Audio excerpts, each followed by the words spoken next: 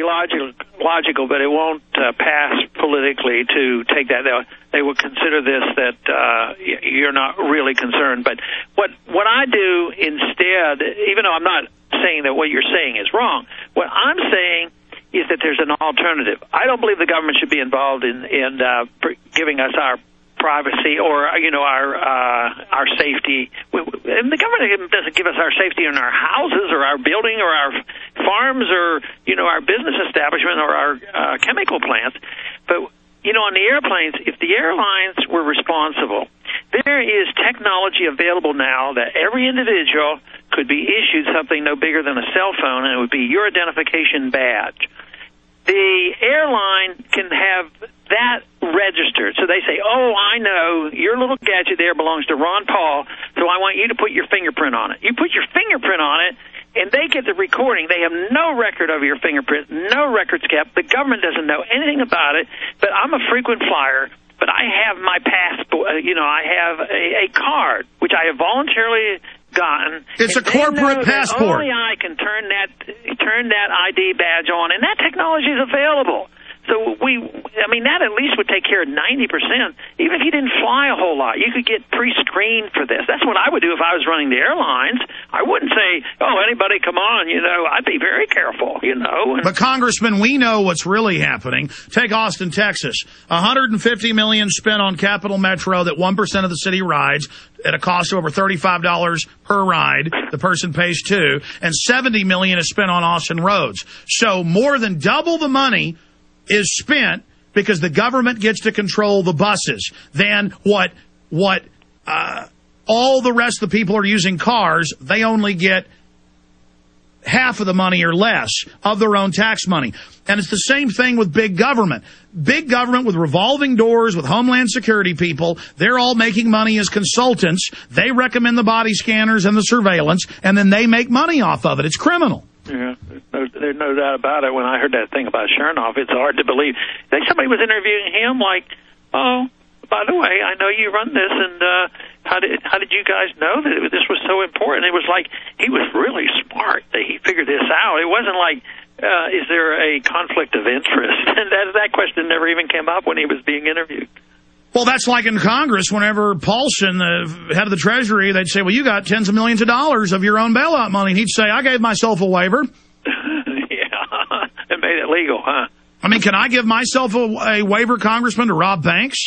They gave that, I can't remember which company it was, but they were bankrupt and we bailed them out and all, and they still had a tax problem. So they just wrote the taxes off, hundreds of millions of dollars. No, okay, those last 3 years' taxes, you had a lot of trouble, so you don't have to pay those taxes. Can you imagine if you had a tax problem and you had difficulty with the IRS case? Well, we know you had trouble, so you don't have to pay those back taxes.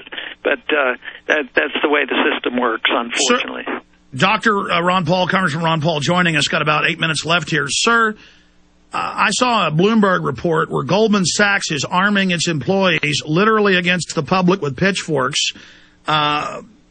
In Washington, are they starting to get the same sense that Wall Street is, that the people are recognizing their criminal activity, passing unconstitutional bills without even reading it? Because it seems that Washington's only getting more criminal. They don't seem to care. Or is it more like rats running off the sinking ship with the loot? Well, there's some of that. I work on the assumption that Washington is usually about 10, 15 years behind what the people are thinking. So I don't think a person like Nancy Pelosi is aware of what the people are really thinking. If she heard about the Tea Party movement, I mean, she writes that off. That's 1 or 2% of the population that are all nuts. And she just totally dismisses it. So that's where generally Washington is. I just don't think that they're quite aware of what's happening with the grassroots, and I think that's where the real changes are occurring. And of course, I'm always hopeful that there's some real changes with the young people. So that's why I keep talking to myself so that I'm always hopeful. Speaking of hopefulness, Iceland, it looks like may say, no, we're not going to pay off private debt. England is listing all Icelanders basically as terrorists so they can grab and hold the money that's in British banks. Goldman Sachs has been caught engineering that crisis. That's come out in the news. I mean, shouldn't we just tell these private banks we're not going to give you any more bailout money? Well, we should have never given it in the first place, and we shouldn't give any more. Besides, pretty soon it'll be worthless and won't matter much. So the more you give away, create money out of thin air, the more you give away, you may temporarily help some of their friends, but it's just more of the same thing. That's how we got in this trouble, and that's how they're going to keep it going. A lot of economists are saying we could have total depression within the next year, the real economy over 20% unemployment. All the numbers that I know you're well aware of are really bad. While the mainstream media says this is a great economy because the big banks are making money off the bailout. The dollar's continuing its slide, went up for a little bit, but still overall it's going down. Where do you see us in 2 years, Congressman?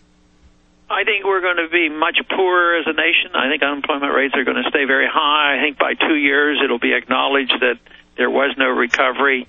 I thought there were some very good articles, and I commented on one this past week about Paul Krugman. You know, he analyzed the past 10 years, and he had a good analysis. We're all worse off. The real employment has, real income has not gone up, and investments have not gone up. He did say that you'd be even Steven on your stocks from 10 years ago, but yeah, actually lower. If you take into account the inflation, you're down about 20%. But, of course, he said what we needed was more spending and more regulations, and that would have solved all that problem. But, no, I think it started 10 years ago. I think we started slipping into the recession depression. I think there's no signs that we have reversed things. They talk themselves into thinking that things are improving. When the dot-com bubble burst, they didn't allow the correction to occur, so they created a housing bubble. Well, they started feeling better. But it didn't solve the problem. Now a lot of people don't have houses. But you don't believe gold is a bubble? No, I don't believe that. I think so that's an inflationary issue. I think gold reflects, if anything, it's way behind because the bubble is the size of the dollars created. The real bubble, I think, is in the bond market because the price of bonds are so good because the interest rates are so low. But that's just being held together. I think this is what the Fed does in collusion with other central banks is they prop that market up. But so the market will rule. Pardon me? I'm sorry. So if gold met inflation, what it'd be like $2,500 an ounce? It would be a lot higher. The market. I don't think the market's been allowed to adjust to that yet. I think that's the other thing that an audit might reveal is how much they're involved in the gold market because the governments have always been involved in gold. Even when they had gold 1,000 years ago, the government would, the kings would dilute the metal or clip the coins and do different things. And up in 71. We dumped gold to try to keep gold at $35 an ounce, and that was a joke. And now they do it a different way now, but they're working very hard. They know that a high price of gold is a vote against paper, and they can't allow the people to question the paper money because their kingdom is finished when the people question it. And they're only beginning to question it. So, if anything, gold is a long way from a bubble. The real bubble is in the size of the currency market, and the value of the dollar is artificially high, and the bonds are artificially high. Congressman, I totally agree with you. In the last minute and a half we've got left, homeschoolers in California, they ruled a couple years ago that homeschooling's a privilege, that the state owns their children. That got overturned. CBS News reports these people moved to the town, didn't register their kids. It was a civil matter. But the CPS said, yeah, but that's child endangerment. And so they were arrested through color of law. And the school is on television saying they deserve to go to jail. I mean, this is slavery in my view. I mean, if we can't raise our children and be left alone by the state, we might as well be the Soviet Union. Yeah, this is tyranny, but unfortunately we sold that out a long time ago. When we decided the federal government was involved in education, always, for these good reasons. So once we allowed the government to take charge of it, there's been some up and downs. They tried to really stop homeschooling in the early 80s, and there was some court fights, and we won those. But No, they will never give up on that. They never give up on control of money. They will never give up on the control of the education of the young children. Just think of how they brainwash young children on global warming and some of this radical environmentalism. So that's a big fight, but hopefully it'll backfire on them and it'll just wake the people up, because there's sure a lot of homeschoolers around these days, and they're very strong on the Constitution. They've learned the Constitution, which they would never have learned in the public schools. That's right. There's many more homeschoolers now than there were in the 80s. We beat them back then. The message is stand up against this tyranny, and we can turn them around. Congressman Ron Paul, thank you so much for joining us in the new year. Everybody should get your book, In the Fed. Our website's Infowars.com. Thank you so much for spending time with us. Good to be with you. Bye-bye. Take care.